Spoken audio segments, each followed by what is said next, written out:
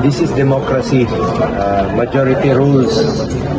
Ganun naman po ang Senado. Sino yung merong 13, sila yung majority. Pero ako naman po, mananatili po ako dito sa minority. Kahit na dalawa na lang kami magkasama o mag-isa na lang. Dito po kami dahil sa aming prinsipyo at paniniwala. At ako naman gusto ko lang pong makapagtrabaho. Halos isang buwan po ang nasayang. Sobrang nasayang po yung isang buwan sa hindi pagkakaintindihan. Gusto ko pong magtrabaho tayo para sa mga kababayan natin Pilipino, lalong-lalo na po yung mga mahirap. Marami pang biktima ng lindol ngayon, no? Sunog o at ano pa mang disaster. Tulungan po natin sila. It's high time na unahin natin yung serbisyo. Sa totoo lamang po, ako po yung nalulungkot sa mga nakaraang araw, nakaraang buwan sa hindi pagkakaintindihan, lalong-lalo na po yung alam niyo naman sa first term ko as senator, wala po akong absent. Serbisyo po ako, takbo rito, takbo doon, at hindi ko po nililimitahan ng aking sarili bilang isang mambabatas lamang. Trabaho namin, legislation, constituency, yung mga kababayan natin, lalo-lalo yung mga mahirap, at representation. At ngayon, kompleto na sila sa majority, makatrabaho na tayo. Susuportahan ko po yung mga bills, mga batas na makakatulong sa mga kababayan nating Pilipino.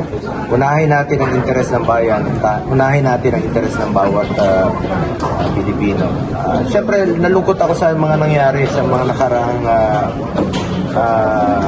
araw, nakaraang buwan. Para nakakabigla minsan hindi po ako politiko, pero nabibigla ka dahil parang naging circus.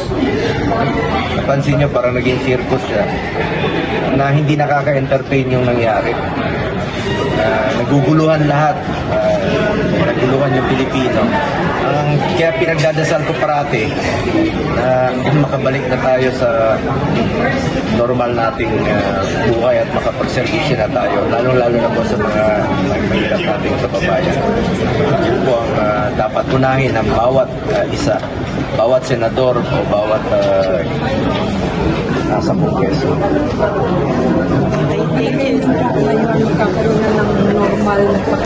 Hopefully, I'm praying and I'm hoping na sana makabalik sa normal yung operasyon dito.